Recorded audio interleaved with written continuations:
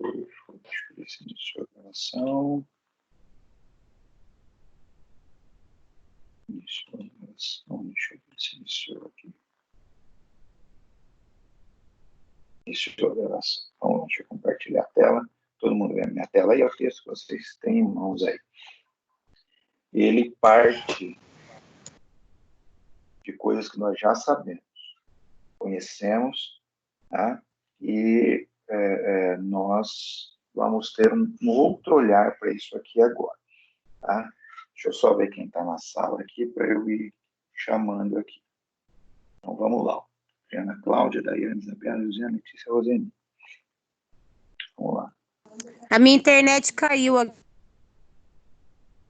Vamos lá. Todo mundo.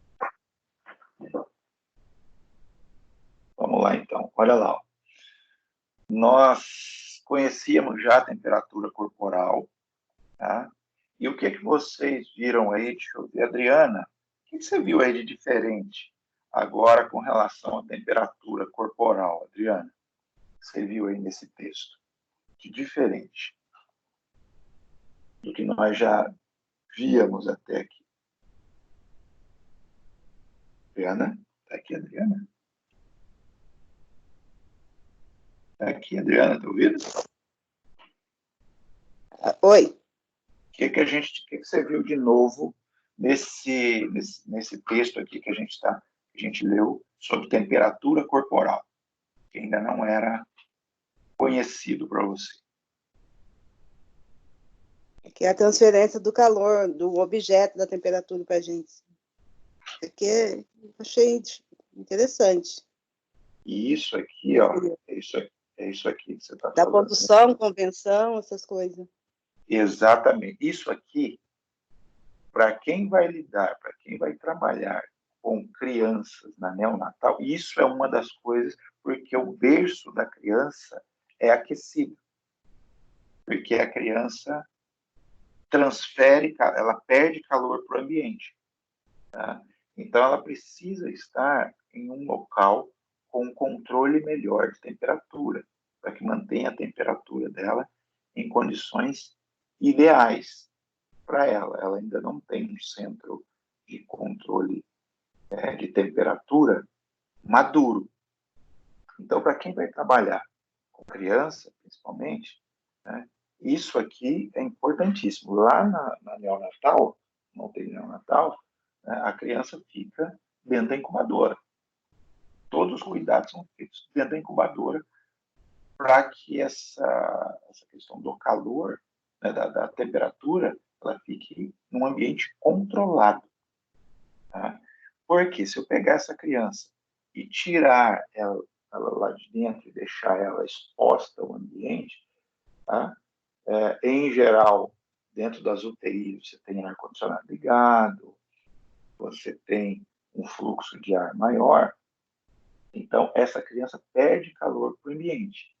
E uma criança envolvida em terapia intensiva, uma criança que tem o risco de fazer uma alterações graves, uma alteração de temperatura para ela é muito ruim. Lembrando que a hipotermia é causa de parada cardíaca. E na criança isso é pior ainda. Isso é pior ainda. Né? Tanto é que a gente não dá banho gelado, banho frio em bebê, banho frio em criança, pelo risco de se fazer uma parada cardíaca na criança. Os vasos coronarianos são tão pequenos, né? Os vasos da criança são tão pequenos que se você coloca ela em uma temperatura muito fria, né, esses vasos vão fazer um vasoespasmo, uma vasoconstrição tão grande que o sangue não passa mais. Para o adulto, isso também é verdadeiro. Às vezes a gente utiliza a própria temperatura ambiental para auxiliar na queda da temperatura do paciente. Por isso que às vezes vão chegar na UTI, o paciente está com a camisola de procedimentos, né, camisolazinha a gente utiliza, vestimenta da UTI, né?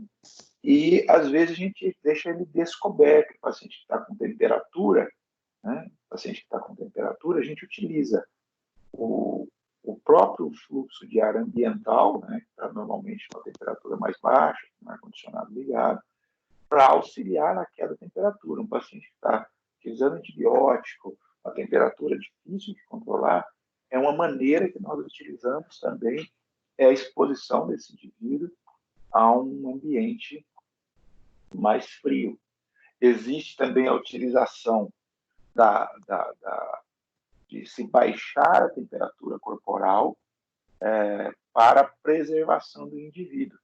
Tá? Quando o indivíduo faz parada cardíaca, a hipotermia, me fugiu o termo agora, hipotermia, já que eu lembro, já que eu vou lembrar o termo correto, mas eu sei, hipotermia induzida, né? Você induz o indivíduo à hipotermia, né, para que você preserve esse indivíduo. Tá? Além do que outras coisas aí a gente viu?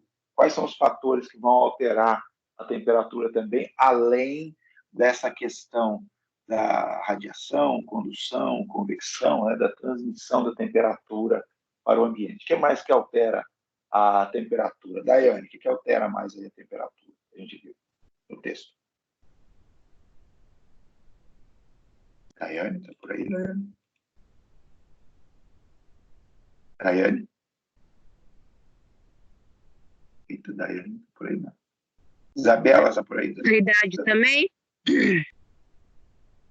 Vamos lá, então. Cláudia, o que altera? Tô aqui, professor. Ah, tá. O que mais, Daiane, o que mais que altera a temperatura?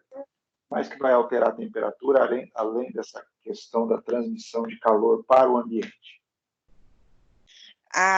O que altera a temperatura é relativo a sexo masculino e feminino, idade.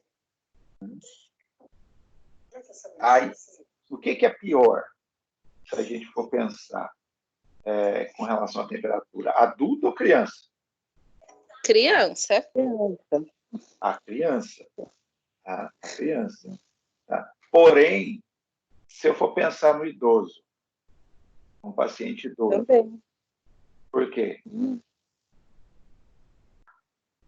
Espessura de pele. Tem mais comprometimento já tem várias doenças, já. Ele tem imunidade mais baixa também. Mas não é só isso também, né? Com relação, ele tem pele mais fina, menos gordura no corpo, que a gordura também faz a gente ganhar mais temperatura. Tá? Então, ele acaba perdendo mais temperatura. Então, um paciente desse, dentro de um UTI, tá? Em que ele vai ser submetido a tratamentos intensivos, eu tenho que ficar atento a isso.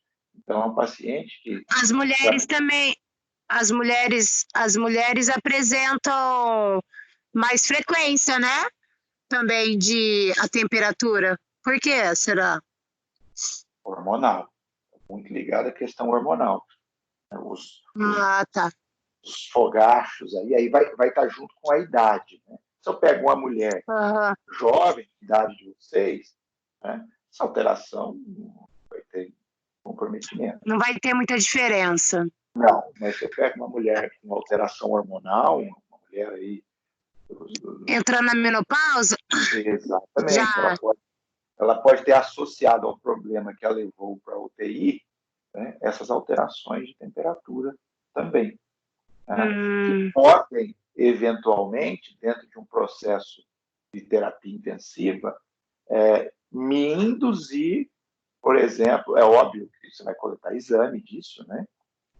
Você vai coletar um hemograma disso para comprovar, fazer uma cultura, né, para ver isso, mas pode inicialmente induzir a eu pensar numa infecção para essa mulher, por exemplo.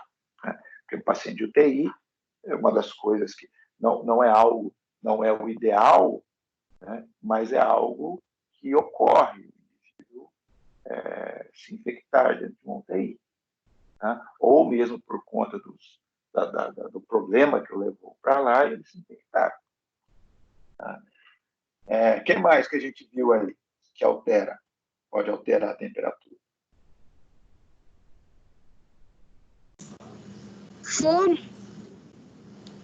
Oi? Fumo, bebidas. O fumo também, né? Pode alterar Sim. a temperatura. Sim. Ó, mais uma coisa aqui. Pode falar. A variação de horários também, né? Diurnos também. Isso, a variação de horário. Tá? Isso, é de horário. Esse período que a gente está agora, principalmente, né?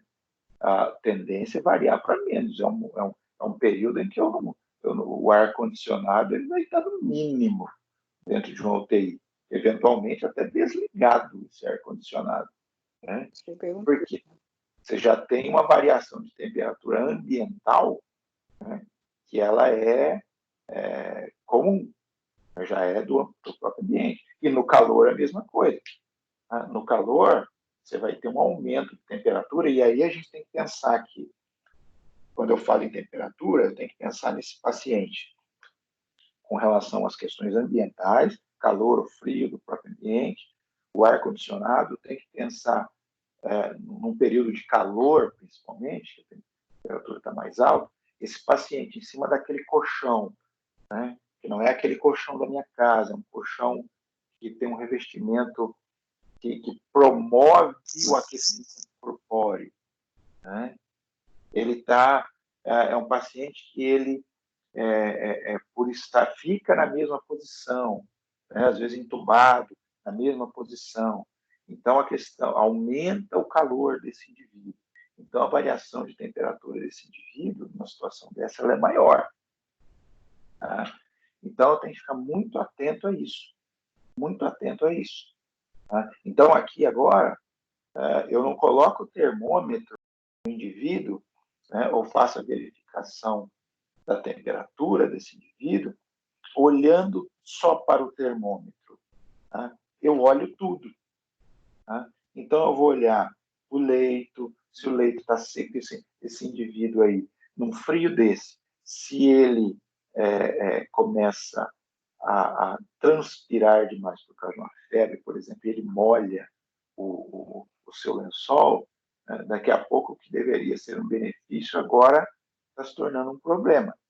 Então, troca aquele lençol, faça a troca desse paciente, né? Para que aquela umidade não se torne um problema com relação à temperatura e à própria pele do indivíduo também, né? Que aquela pele úmida, o risco de lesão é maior. Tá? Fumar, ele não vai fumar lá dentro da UTI. Tá? Não vai ser um problema para nós dentro da UTI, a questão do fumo dentro da UTI. Outras coisas aqui, ó. Cadê aqui, que a gente viu aqui? Alguns problemas hormonais, né, que o indivíduo possa ter, também pode interferir aqui. O indivíduo que chega interna para a gente já tem hipertiroidismo. Né? Pode descompensar lá dentro. Tá? Então, na hora que eu olho para a temperatura agora do paciente, eu tenho que pensar nisso tudo. Funcionamento da incubadora, se está ok. Né? Isso se está funcionando e se ela está regulada na incubadora. A gente vai falar disso quando a gente for falar de neonatal.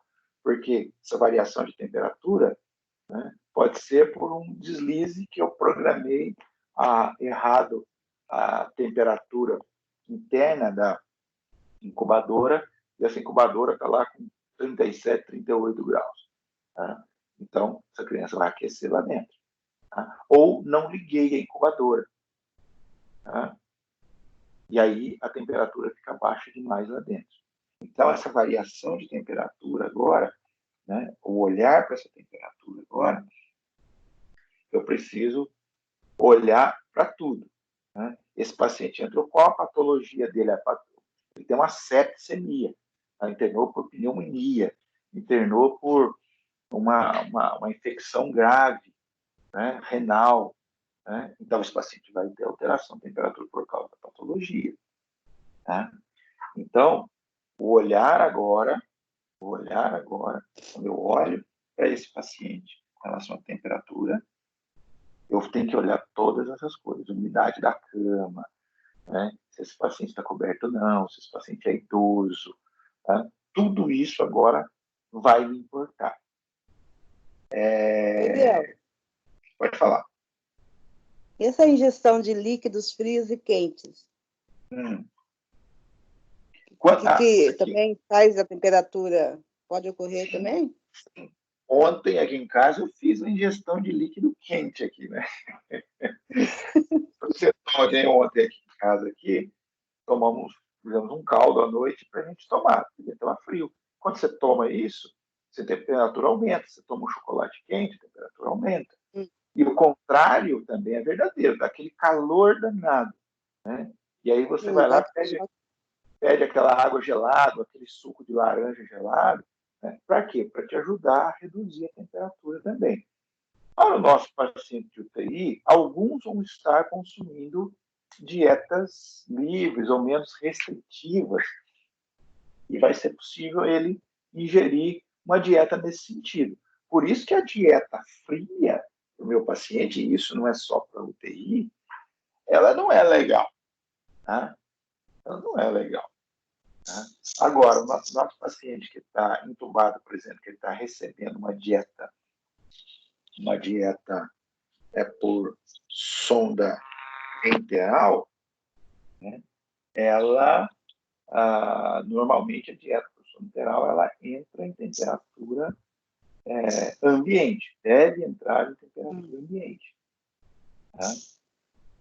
Algumas infusões, por exemplo, sangue, que ele é infundido no paciente, às vezes ele vem com a temperatura um pouco mais baixa do que a temperatura corpórea. Isso também vai influir no meu paciente. Por isso que na hora que está sendo infundido sangue no meu paciente, eu tenho que monitorizar ele, tá? Para que todas essas questões sejam vistas, inclusive a temperatura do paciente. Isabela, o que você viu de novo, Isabela, na questão do pulso? O que você viu de novo aí? Fala para mim. Deixa eu ver se a Isabela está aqui. Isabela está. Isabela? Isa? Eu. E aí, o que você viu de novo no pulso? São os nomes. Taquisfigmia, que é o aumento da frequência do pulso, e bradisfigmia, diminuição da frequência.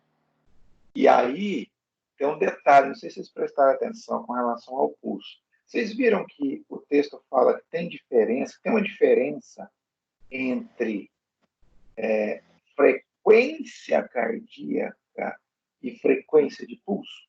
Viram isso? Sim. Tá? E qual que é a diferença? Vocês viram, vocês conseguem fazer a relação aí da diferença de uma coisa e outra? Olhando para isso daí que nós vimos?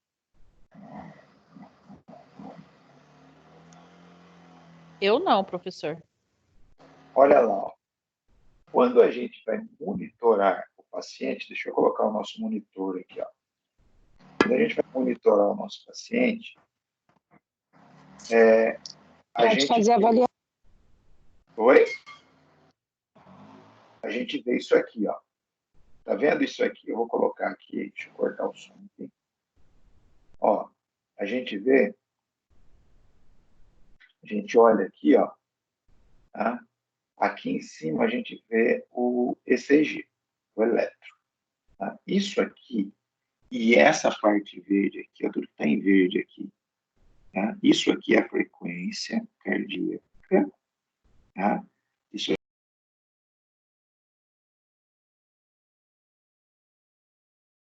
é o pulso. Tá? Isso aqui, o pulso, ele é medido através do oxímetro. Na hora que você coloca o oxímetro, ele vai verificar o pulso do indivíduo. Tá? Pulso, frequência de pulso, e frequência cardíaca, ela é diferente. Ela é diferente. Tá?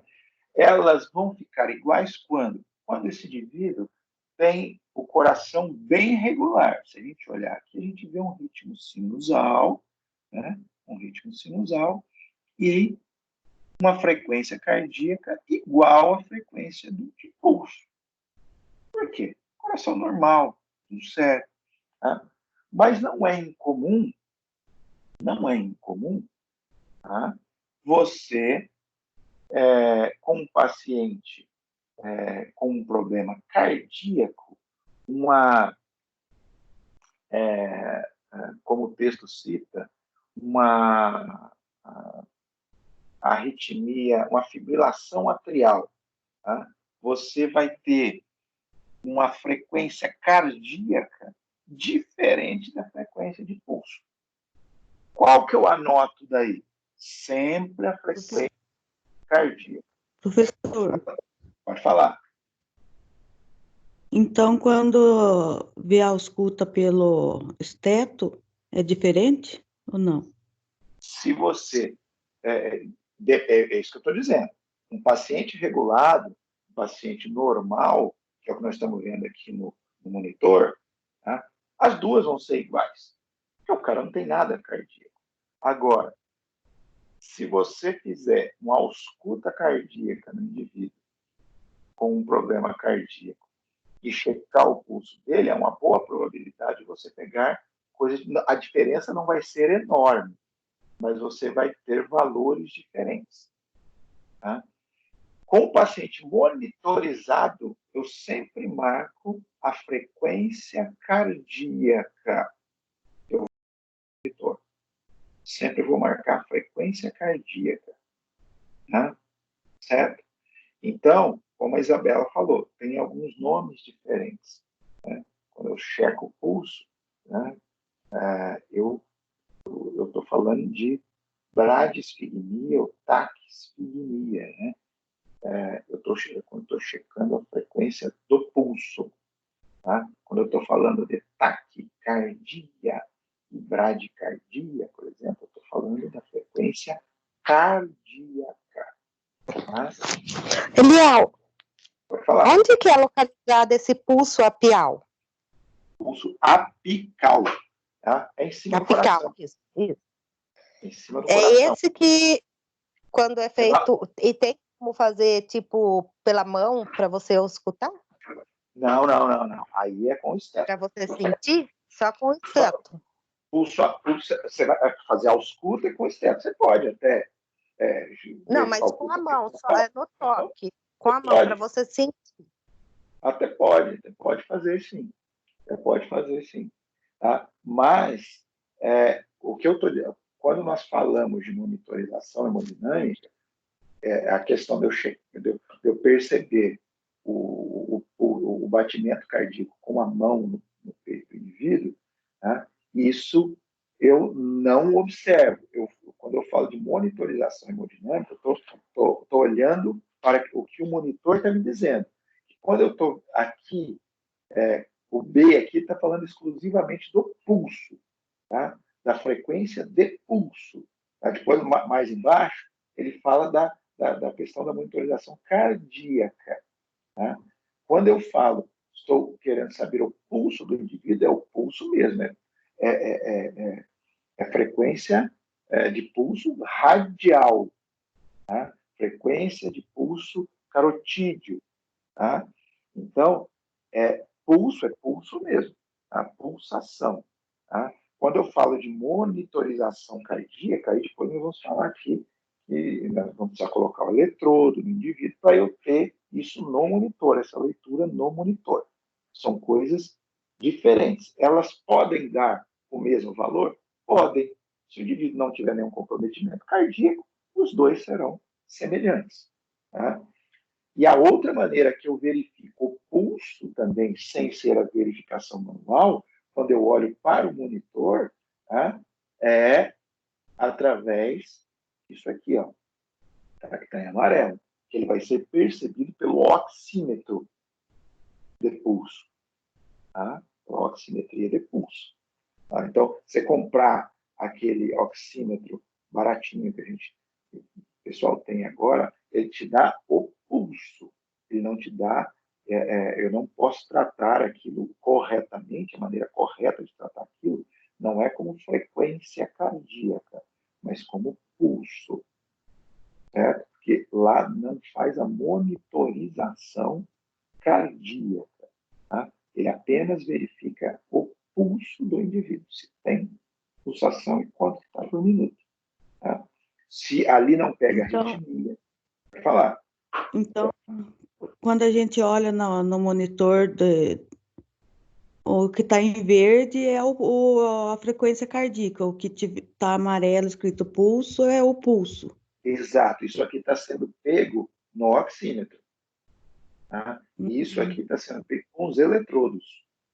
Tá? Com os eletrodos. Através, a leitura disso aqui ela é feita junto com o ECG do paciente. Tá? Isso aqui é feita a leitura junto com o ECG do paciente. Tá? Entenderam aí a diferença? Tá? Então, aqui eu estou falando de pulso. Pulso mesmo. Tá? E aqui uma coisa importante, aqui, ó. Olha lá, ó. É isso aqui, ó. Na hora que eu estou verificando o pulso, né? Verificando o pulso do indivíduo, tá? Isso aqui vale para o paciente que está lá fora também, não só para o UTI. Eu verifico o pulso do indivíduo, eu vou verificar a regularidade, porque às vezes no pulso eu já pego uma arritmia enorme no indivíduo. No pulso. Eu já percebo uma alteração de pulso muito grande, de ritmo muito grande. Tá? E é importante a gente checar por 1 minuto. Checar por 1 minuto. Porque eu posso pegar alterações de ritmo, tá? No meio do processo. Tá? Aí eu pego lá 15 segundos e multiplico por 4. Tá? Multiplico por 4. Não é o ideal. O ideal é checar por 1 minuto inteiro. Tá? O pessoal fala, nossa, pô, vou checar por 1 minuto inteiro. Eu tenho 8 pacientes. Você vai levar 8 minutos para fazer isso. Né? É o tempo de você fazer 1 minuto. Você chega, colocou o termômetro, né, como a gente faz. O termômetro vai levar aproximadamente 2 minutos. Né? É o tempo de você dele verificar. É o tempo da temperatura, é o tempo que você verifica o pulso do indivíduo. Tá? Assim como a respiração, que a gente vai ver depois. Tá? Mas, porém, uma coisa que vocês têm que estar cientes sempre, apesar da gente trabalhar com isso aqui, a gente vai ver muito isso aqui agora, nessas próximas aulas. Eu não posso deixar de pôr a mão no paciente. Tem gente que colocou o monitor no paciente e não bota mais a mão no paciente. Isso não existe. Não existe. Tá? Isso não existe. Tá? Pode ser que, de repente, a sua frequência cardíaca esteja boa e o pulso não esteja aparecendo nada. Tá? A mão do indivíduo, o indivíduo está lá com noradrenalina e a noradrenalina está fazendo vasoconstrição no indivíduo e o equipamento não consegue fazer a leitura. Você vai ver o que está acontecendo. Tá? Nem sempre o problema está diretamente com o paciente. Ele está na droga que ele está usando, está numa extremidade fria, que o indivíduo, nesse período de frio, principalmente, ele está lá sem uma meia, sem uma proteção nas mãos, ele poderia estar para aquecer essas mãos para fazer uma leitura melhor da oximetria, que vai pegar o pulso também. Então, sempre observem o monitor, mas não esqueçam que esse monitor está ligado a um paciente. Depois, deixa eu ver quem está aqui. Josiane, o que você viu aqui de diferente, Josiane, com relação à respiração? Os processos de respiração. Os fatores, os tipos de respiração, que a gente conhecia só o eupneia, o brad e o TAC, né? Uhum. Os outros é novo para a gente. Deixa eu ver aqui se eu consigo compartilhar com vocês. Se eu consigo compartilhar com vocês um vídeo aqui. que chama que é a respiração de Kussmaul. Deixa eu só abrir aqui um pouquinho. A gente tem vários tipos de respiração. A questão da frequência não vai mudar. Tá? A gente vai ter, na frequência cardíaca e na frequência respiratória, uma alteração fisiológica com relação à idade. Quanto menor o indivíduo, maior é a frequência cardíaca e respiratória. Tá? Mas fora isso, tá? Vamos ver aqui, ó, respiração de Chine-Stokes. Deixa eu colocar aqui esse vídeo aqui para vocês. Ó. Essa daqui é uma respiração. Deixa eu parar um pouquinho. Respiração de Chine-Stokes. Tá? Vocês estão habituados a ver a respiração normal, só ver inspiração e expiração. Mas olhem bem para a respiração desse indivíduo. Depois eu ponho o link lá para vocês também. Está em apneia, ó. Está em apneia. Apneia, apneia, apneia. Já que ele vai começar com uma respiração e vai acelerar, vai fazer uma taquipneia. Fica olhando para vocês verem. Ó, olha lá, começou. Ó, olha isso. Vai acelerar. Tá? Ele respira, respira profundamente, depois volta para a apneia. Tá? Depois ele volta para a apneia. Ó, tá começando a voltar para a apneia de novo. Ó. Olha isso. Apneia. Tá? Ele para de respirar. Tá? Para de respirar. Para de respirar, já que ele volta de novo, fazer aquele mesmo processo. Tá? Já que ele volta a fazer o mesmo processo. Olha lá, vai começar. Tá? Vai começar a fazer de novo. Por isso que é importante eu observar durante 1 minuto. Esse vídeo tem cerca de 1 minuto, isso daqui, ó. Olha lá, ó. Olha isso. Olha isso. Tá? Se nós formos contar a frequência respiratória desse homem, ele vai dar aproximadamente aqui umas 18 respirações nesse minuto aqui, né? Umas 16, 18 respirações por minuto. Opa, parou? Ele vai dar umas 16 respirações por minuto. Aí eu pergunto para vocês, essa respiração dele, com 16 respirações por minuto, está normal? Josi, você que está com a respiração. Sim, não. Sim ou não? Não. Por que não? Se ele está com 16... Mas e essa apneia que dá nele, é normal? Não, não é normal. Se a gente pegar aqui, ó... Porque ele teve apneia. Olha aqui, ó. Respiração de Chine-Stokes. Ciclo regular em uma frequência e profundidade, ritmo de hiperventilação de respiração, aumentam, a seguir diminuem e ocorre a apneia. Habitualmente cerca de 20 segundos. Associada à insuficiência cardíaca, lesão do centro respiratório, por exemplo, ó, drogas, tumor, traumatismos cranianos. Tá? Então, quando eu olho para isso aqui, nossa, chequei a respiração, deu 18, 16. Se eu, enfermeiro, pegar aquilo ali e olhar e ver 18 respirações, falar, beleza, está normal. O outro colega do plantão pegar, beleza, está normal. Porém, esse paciente pode estar com um distúrbio grave neurológico, tá? Por exemplo. Tá? Então, na hora que eu olho isso, vocês observarem isso, enfermeiro, chequei a respiração dele. Está normal aqui, deu 16, mas olha aqui, vem ver o padrão dessa respiração para você ver. Tá? Então, agora, eu não olho mais só a frequência. Só a frequência. Né? Eu olho outras questões também. Deixa eu pegar uma outra respiração aqui. Ó. Respiração de Kussmaul. respiração de curso small, acho que é um vídeo de uma criança, esse aqui. Esse aqui, ó. Deixa eu deixar grande aqui.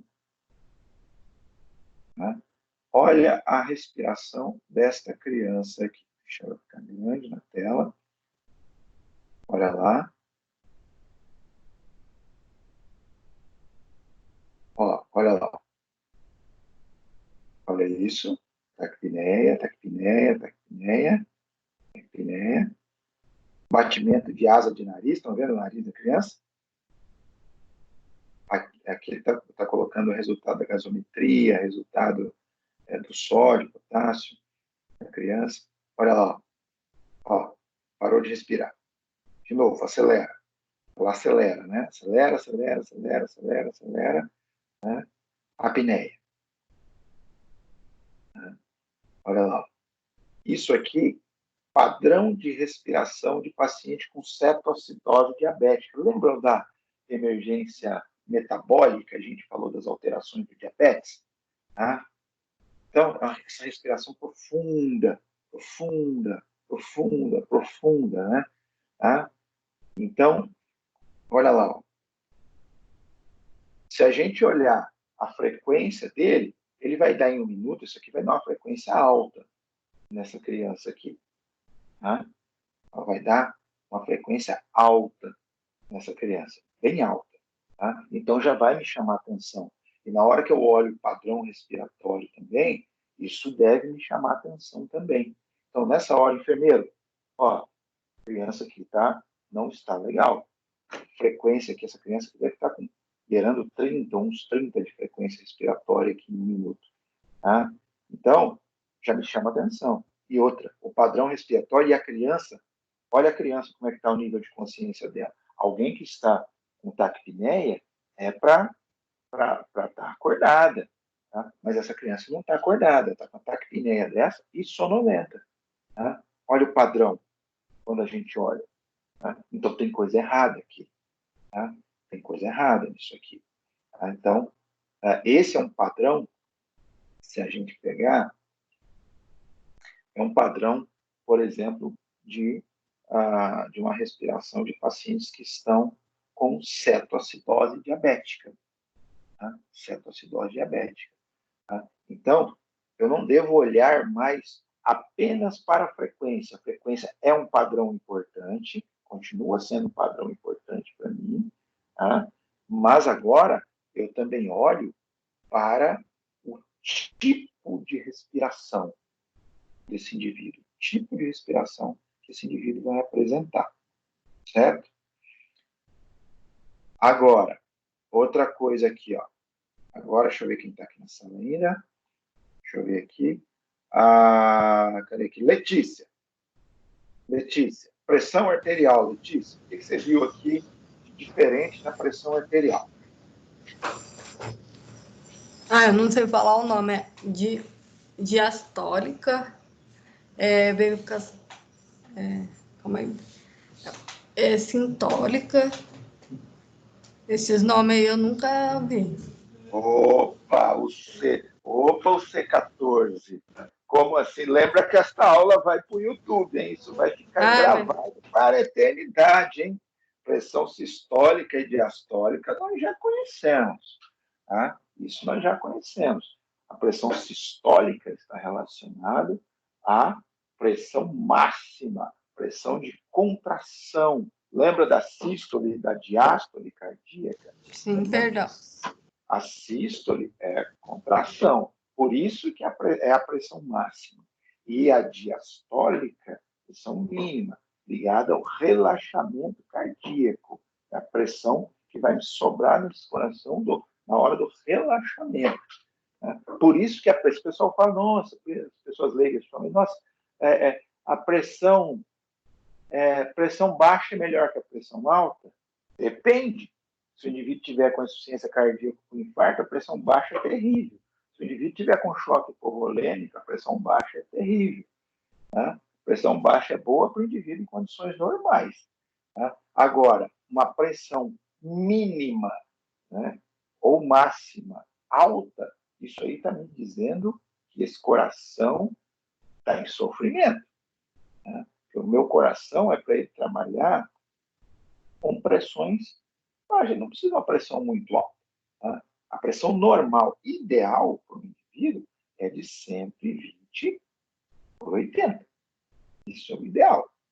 Tá? Mas isso vai variar de indivíduo para indivíduo. Tá?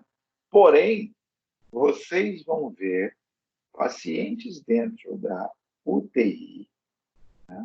Pacientes dentro da UTI com pressões altas que serão aceitáveis. Por exemplo, um paciente com AVC isquêmico com uma pressão de 15/9 dá muito que bem. Né? Por quê? De repente, esse paciente chegou para mim com uma pressão de 20. Né? E nós não vamos, como nós vimos lá no C13, nós vamos ver que essa pressão não será baixada num AVC isquêmico rapidamente, ela vai ser baixada gradualmente. Então, esse paciente com 2 dias de internação com a pressão de 15/9, essa pressão para ele está aceitável. Tá? Então, nem sempre na monitorização da pressão arterial agora no paciente de UTI, uma pressão mais alta será inaceitável para ele. Tá? Eliel, Claro. tira uma dúvida minha, rapidão. A distância entre a sistólica e a diastólica, ela é de 20 a 40, de 20 a 40 milímetros por mercúrio, né? Isso aí, aproximadamente. Isso. Então, não é 30, né? Porque falaram para mim que é 30. Não pode, tipo, se eu verificar uma pressão deu 11/110/90. Não tá errada, tá? Não teria que dar 110/80, né? Não está errada. Não. A gente tem alguns padrões, mas lembrem-se que, a não ser que essa pressão, por exemplo, eu sempre falo que pressões baixas, sem repercussão clínica, né, ela não tem problema. Né? Se a gente pegar aqui, a Brenda, por exemplo, que é pequenininha, né, e a gente for verificar a pressão dela, é muito provável que dê uma pressão de 9. Talvez vocês tenham uma pressão de 90/80, 90/60. Isso é muito comum e fica tudo bem. E está tudo certo. Mas, então, não é um padrão que tem que dar 30. Não.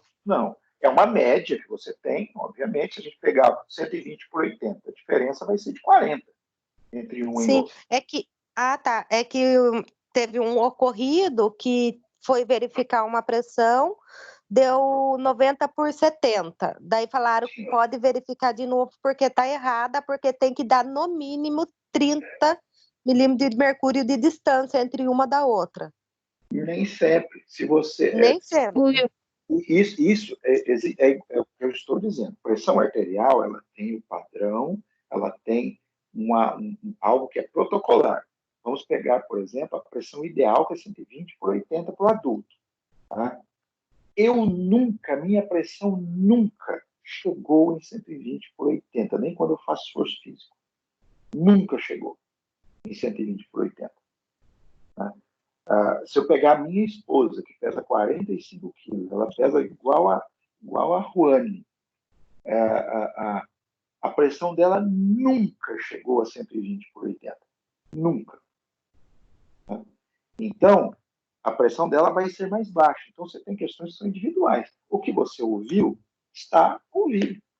Tá? Pode ser que você, na hora que você vá ouvir novamente, dê a diferença protocolar? Pode ser, porque não é exato. Tanto é que na hora que você coloca o monitor, né, se a gente pegar o monitor aqui, por exemplo, a gente ficar observando aqui as frequências, olha, ela varia de 78, 79, 80, em menos de 1 minuto. Ó. Olha lá, tá vendo a variação? Tá? Se eu verificar a pressão arterial, vai ser a mesma coisa. Se eu verificar agora, ela dá 120/80. Se eu verificar seguidamente, ela dá 120/70. Né? Então, pode ser que na hora que você verificou novamente, né, deu o esperado. Mas não é porque exatamente tinha que dar, porque fisiologicamente deu. Né? Existe esse padrão. Ah, eu pensei que era um padrão. Eu pensei que era esse então, padrão, tinha que dar 30. Não, é exato. Que você ouviu, está ouvindo. Não tem como. Ah, Pode falar, Cláudia. é, Pode falar, Cláudia. então 110 por 90 não. Tá normal. O 110 por 90. O paciente tem repercussão clínica? A Josi falou, eu também lembro que eu vi um ocorrido desse. Um ocorrido de 110 por 90. Assim. Então, só que o paciente tinha repercussão clínica? Alguma repercussão clínica? Quando você ouviu esse 110 aí, por esse valor aí que você está me dizendo? Não foi eu que ouvi, né? Eu tinha visto. Aí depois eu vi só que estava errado. Claro que estava errado, mas o paciente já estava bem fraquinho já, né? Estava bem fraco. Então aí é outra coisa. Se o paciente tem repercussão clínica, aí nós vamos ver o que está acontecendo. Tá? Agora, indo para o outro lado, pressões altas, mesmo que o paciente não esteja naquele momento tendo repercussão clínica, é importante. Tá? Porque a hipertensão, ela não vai, na hora que eu avalio esse paciente, ele vai dizer, não, eu estou bem. Tem paciente que vocês vão pegar, talvez tenham até pego já paciente assim, paciente com 180, com 200 por 150 de PA. Né? E o paciente olha para você e fala, não estou sentindo nada. Isso é muito ruim. Né? Isso é muito ruim. Tá? É um paciente que ele vai ficar ali com a gente em observação. Tá? Agora, a pressão alta, sem repercussão clínica, mesmo sem repercussão clínica, ela é importante. Tá? Quando que ela será aceitável? Tá? Mas dentro de alguns padrões, dentro da UTI. Tá? Nessa situação que a gente estava discutindo, o AVC, por exemplo.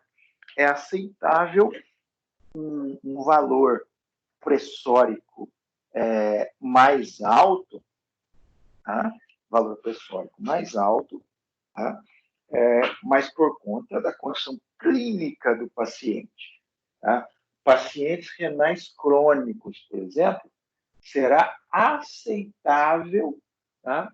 Um valor pressórico maior para esse indivíduo. Não quer dizer que é ideal, tá? Mas um paciente que está na sua UTI, que ele tem insuficiência renal e que ele está fazendo hemodiálise a cada 2, 3 dias, ao final desses 2, 3 dias, a pressão arterial dele estará mais alta, tá? Antes de fazer a hemodiálise. Tá? Então, será aceitável esse valor pressórico até o momento da hemodiálise. Tá? Depois que fizer a hemodiálise, esperamos que esse valor pressórico caia. Tá?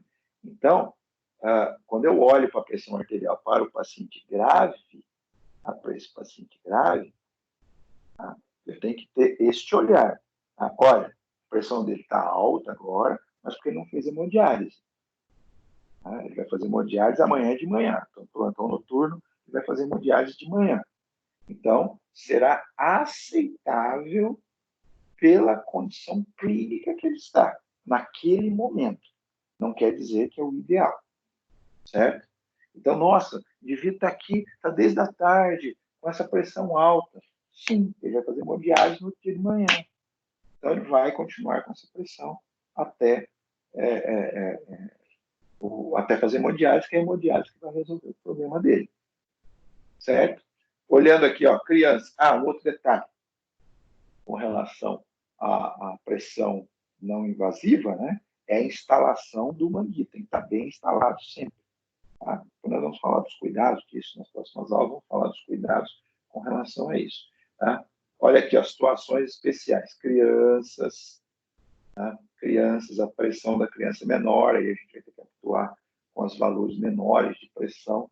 Criança recém-nascido, você pega a pressão de 7 em recém-nascido, né? A hipertensão para uma criança dessa é 10, né? É de 100 milímetros, né? Então, muda completamente os parâmetros para a gente, né? Idosos, né? Idosos também, né? Você pode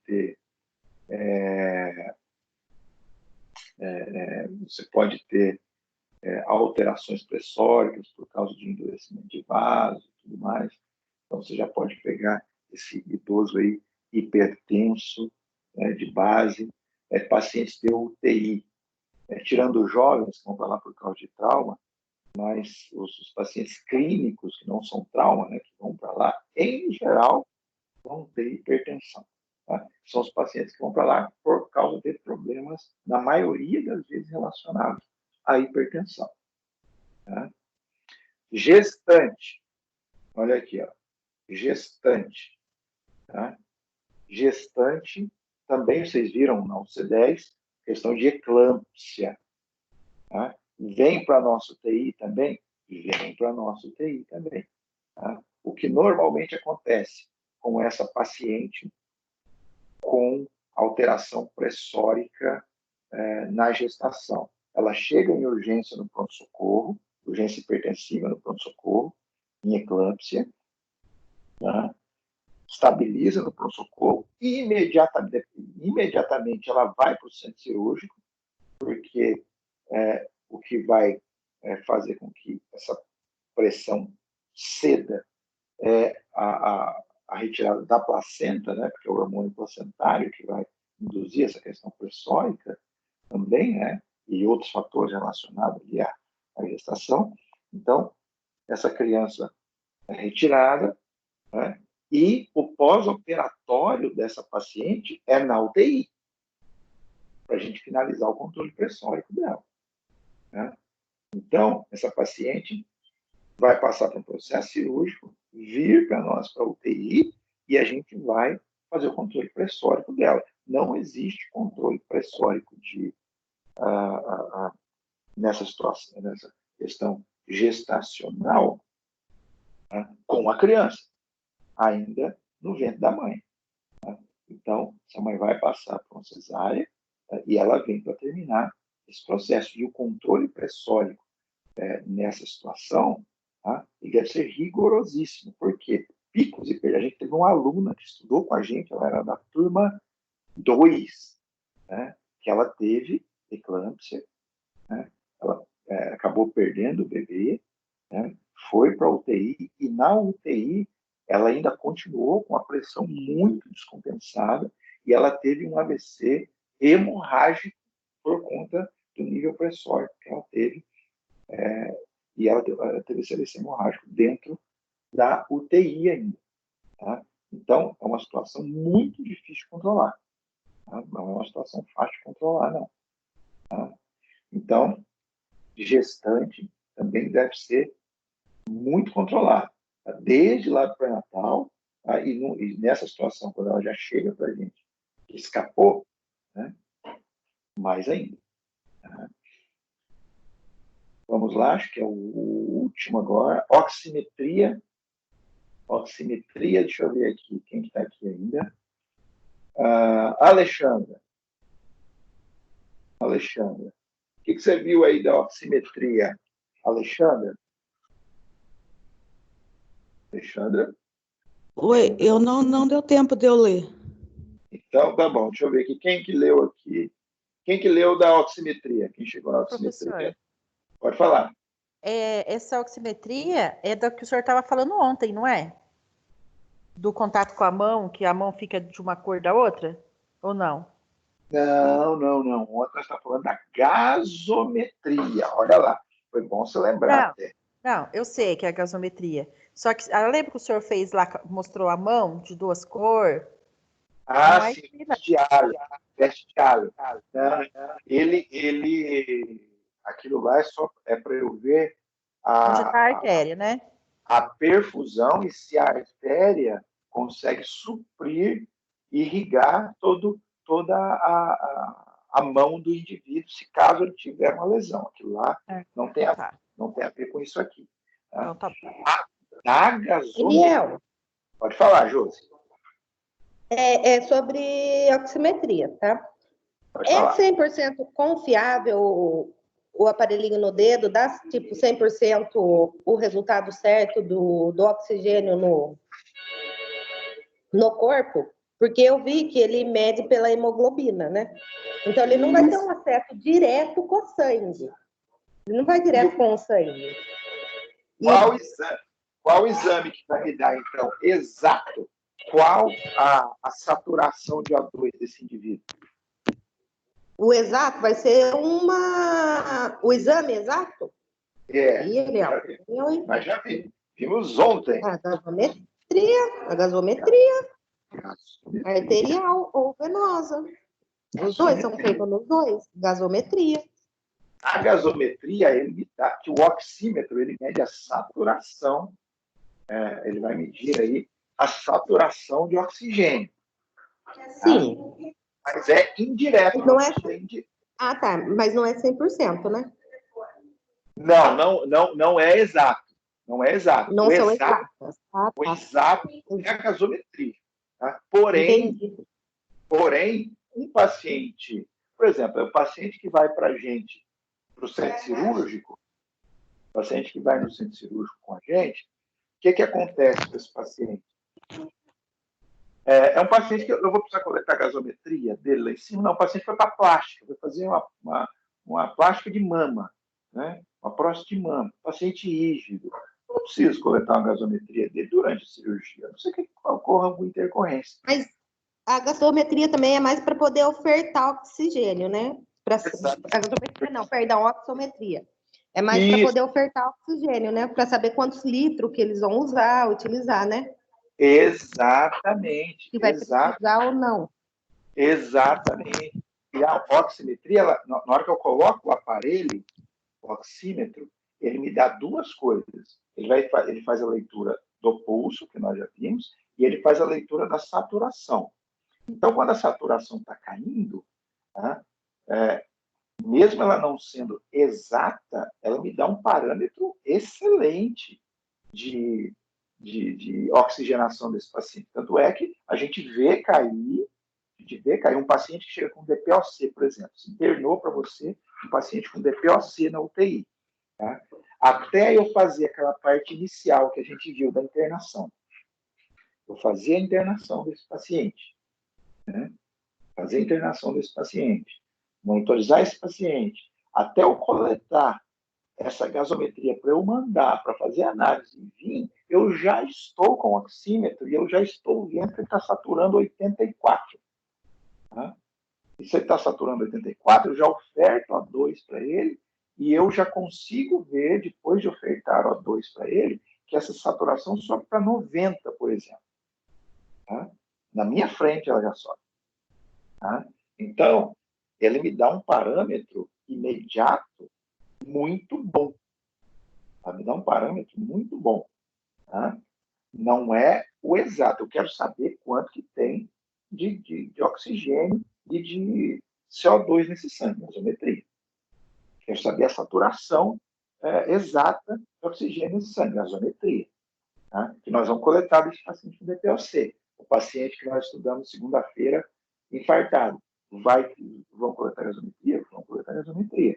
Tá? Agora, na hora que ele chegou, eu coloco o oxímetro. Eu já vejo que ele está com saturação baixa.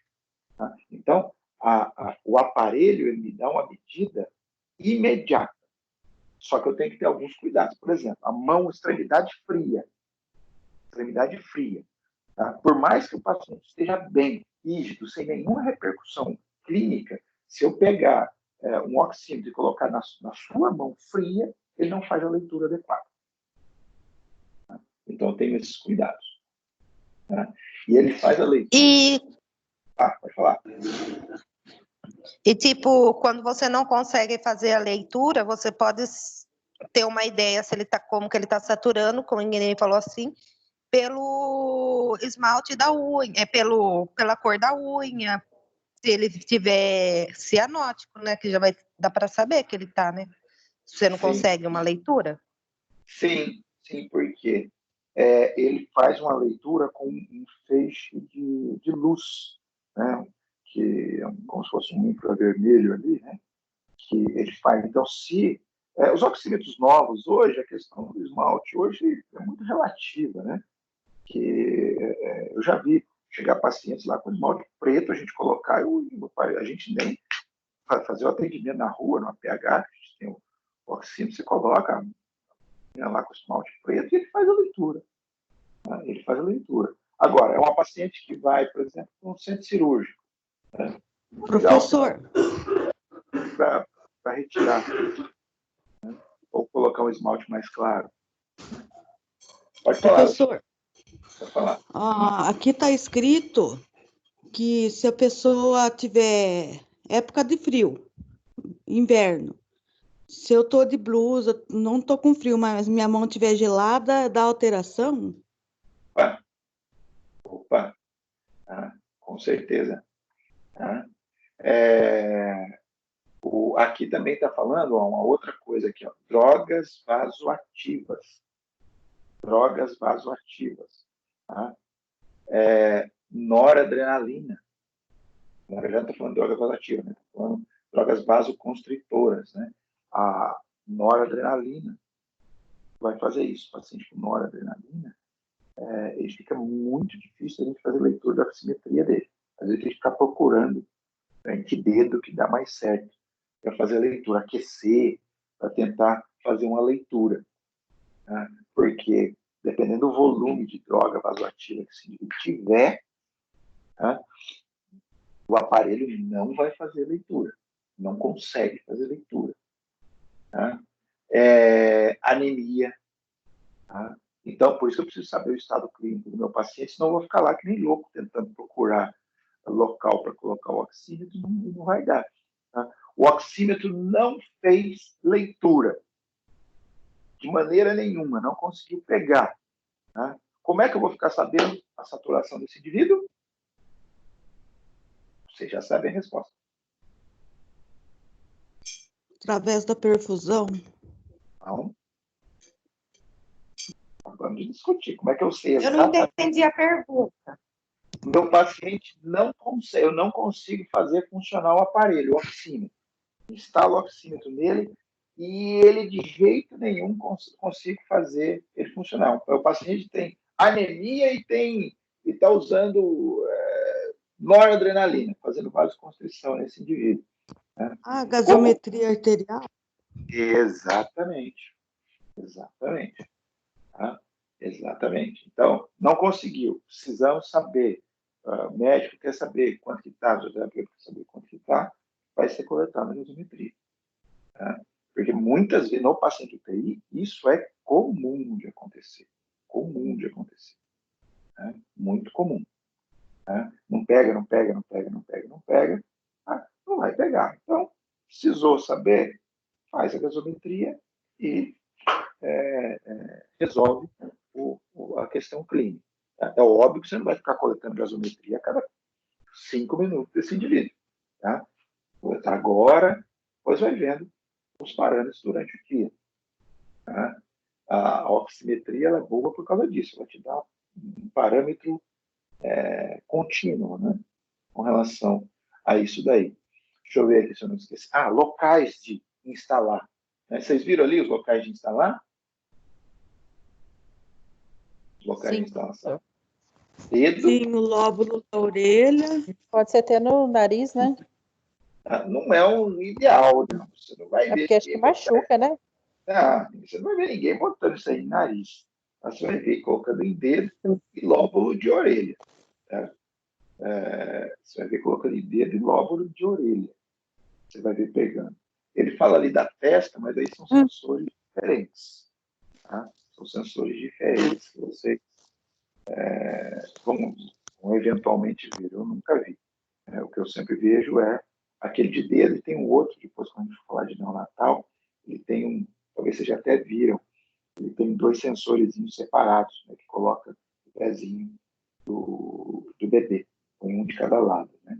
Ele é diferente. Igual do menino lá, né, que estava com oxigênio. Isso, exatamente, igual aquele. E aí prende com um velcrozinho.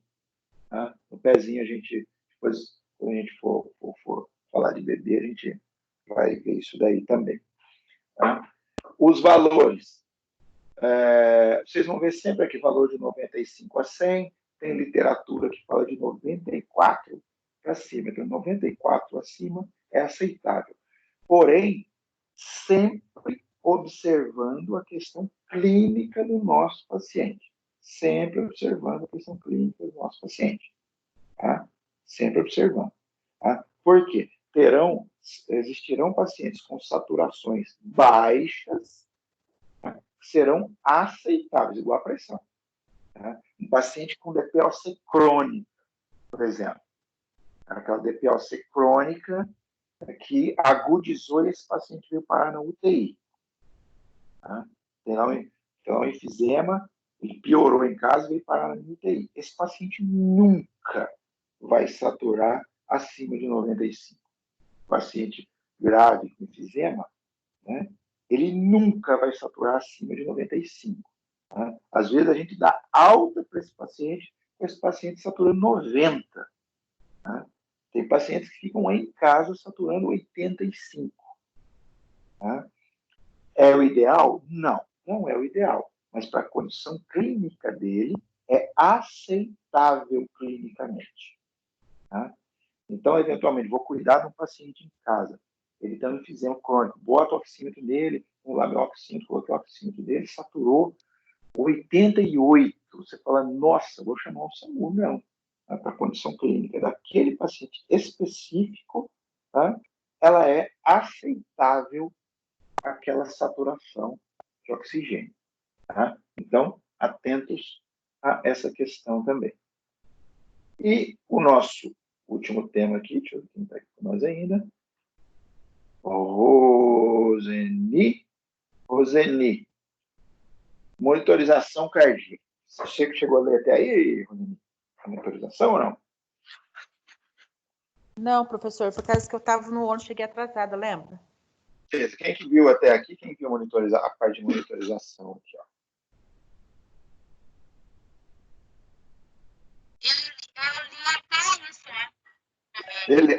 Cláudia, eu vou pedir para você colocar o seu microfone perto da boca, porque senão nós não escutamos. Esse microfone tá. Eu sei o que acontece. Aí, agora ficou bom. Eu vi até aí, mas eu vi que a monitoração cardíaca na unidade de terapia intensiva é muito importante, né? Tem que ter uma monitoração contínua, né? É isso? Mas o que tem aqui? Eu não vi muita coisa, porque eu li só esse primeiro parágrafo, mas aí depois vou continuar lendo, mas você pode dar continuidade. Olha lá, ó. Aqui tem alguns cuidados que nós devemos ter. Isso aí eu vi, né? E o que a gente viu aqui, então? É importante a gente colocar aqui para a gente ter uma boa monitorização cardíaca. O paciente não pode Realização, tricotomia, ter a pele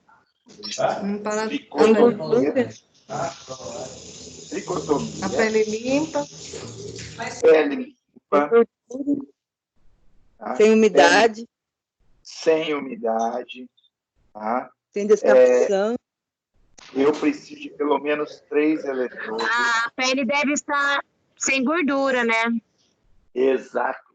Porque, por exemplo, um indivíduo muito peludo, uma quantidade de pelo muito grande, tá? Esse indivíduo, eu não vou conseguir fazer a monitorização dele, a instalação correta dos eletrodos. Tá? E o que vai acontecer? Não vai fazer uma leitura adequada. Então, você está em contato com a pele do paciente. Tá? Aqui ele fala de um rodízio. Rodízio aqui dos eletrodos. Tá?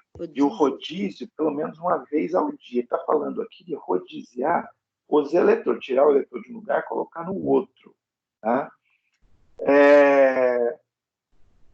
Mas não tem um lugar certo que ele tem que ficar? Sim, mas você pode variar ele alguns centímetros para um lado e para o outro. Tá? O que é do tórax, só. Sim, nós vamos ver isso aqui. Vamos ver isso aqui. Como é que a gente monitoriza isso aqui. Tá? Não há uma necessidade absoluta de você fazer isso uma vez ao dia. Uma vez ao dia. Tá? Porque hoje você tem adesivos bons que você coloca e o adesivo fica bem legal. E ele não tem, e não há pressão local em cima do indivíduo. Eu tenho que ficar um pouco atento com o rodeamento de eletrodos quando, por exemplo, esse paciente vai ficar em posição prona. Eu vou colocar esse paciente de bruços, né, sobre o tórax, né, com questões respiratórias. Por exemplo, Covid agora, por exemplo, é uma situação que eles têm feito a posição prona, né, deixado o paciente de bruços, tem melhorado muito a condição respiratória do paciente entubado. Então, aí eu tenho que ficar atento, porque daí esse indivíduo vai colocar pressão sobre o eletrodo. Ele tem aquela pontinha metálica, né? Que, apesar de ela estar para a parte externa, ela vai ficar empurrando o tórax do indivíduo. Então, aí é uma coisa. Tá? Agora, o paciente está com o tórax para cima, está ficando só lateralizado, né, de um lado e de outro, posição dorsal, não há necessidade absoluta de fazer isso aí uma vez ao dia. Tá? Mas a limpeza da pele, né, a tricotomia, tá? Antes de eu instalar, né, ela é importante. Porque se eu coloco ali, o paciente vem da rua, está, né, todo sujo ainda, né, às vezes caiu óleo em cima do indivíduo, um acidente automobilístico, tem óleo no corpo do indivíduo, seu corpo não vai fazer a leitura adequada. Tá? Então, faço a limpeza do tórax do indivíduo. Tá? É uma das coisas que nós fazemos quando o indivíduo chega, principalmente da rua. Né? Às vezes não dá para eu dar um banho no indivíduo naquele momento, porque ele está muito grave, mas eu vou fazer uma higiene nesse indivíduo. Tá? E uma das coisas que eu observo é isso, uma higiene desse tórax para instalar o eletrodo. Fazer a tricotomia, tá, no tórax do indivíduo para eu instalar esse eletrodo.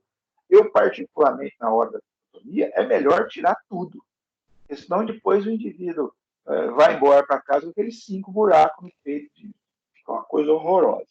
Né? Então, faz uma tricotomia de tórax total, né? E instala o seu eletrodo. Tá? Uma questão também depois estética também que vai ficar depois. Né? Então a gente faz isso no tórax do indivíduo. Tá? Então depois nós vamos ver como a gente faz exatamente essa monitorização. Tá? Isso aqui pode ser com um cabo de 3 vias, um cabo de 5 vias, nós vamos ver também. Tá? Algo aqui que nós temos que rodiziar é isso aqui, ó. Isso aqui, ó. Oxímetro. Tá? Isso aqui eu posso rodiziar de hora em hora, se eu quiser. Tem 10 dedos na mão. Então, eu vou passar 2 vezes em cada dedo por dia. Porque senão faz pressão mesmo, né? O indivíduo já está com má perfusão e aquele equipamento comprimindo um dedo só do indivíduo 24 horas. Então, isso aqui é legal eu rodiziar. Né? Cada vez, por exemplo, na UTI, o padrão é eu fazer verificação de sinais vitais a cada 2 horas. Tá? Então, eu verifiquei os sinais vitais, mudo de dedo do indivíduo. Tá? Assim como a pressão arterial. Tá? Então, está no braço, sendo possível, tá? Na hora que eu troquei, fiz sinais vitais, jogo para o outro lado. Tá? Mudo de lado o aparelho de pressão.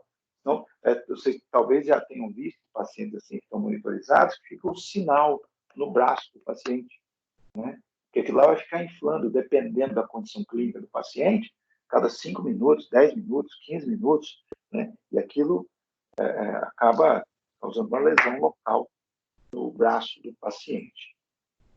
Certo, Isso pessoal? te deu um acesso? Oi? Na Ou se UTI, tiver com né? na UTI, normalmente, esse paciente está com acesso central e os braços estarão livres. Tá? Então, sendo possível, nós fazemos esse rodeamento. Isso pode ser colocado também no membro inferior, tá? Na região das panturrilhas, para verificar a pressão. Também eu posso colocar, sem problema nenhum, mas sempre observando, depois a gente vai falar disso, né? Quando a gente for entrar no aparelho, especificamente, né? Desses cuidados, desses detalhes em relação ao cuidado com o aparelho, com a instalação do aparelho, ela tem a pressão no membro inferior, ela tem uma variação com relação ao membro superior. Tá? Então, aí a gente vai ver isso mais em detalhes. Sérgio Toninha. E a hipoventilação, hiperventilação? Deixa eu só parar aqui um pouquinho a gravação. Espera só um pouquinho, parar a gravação.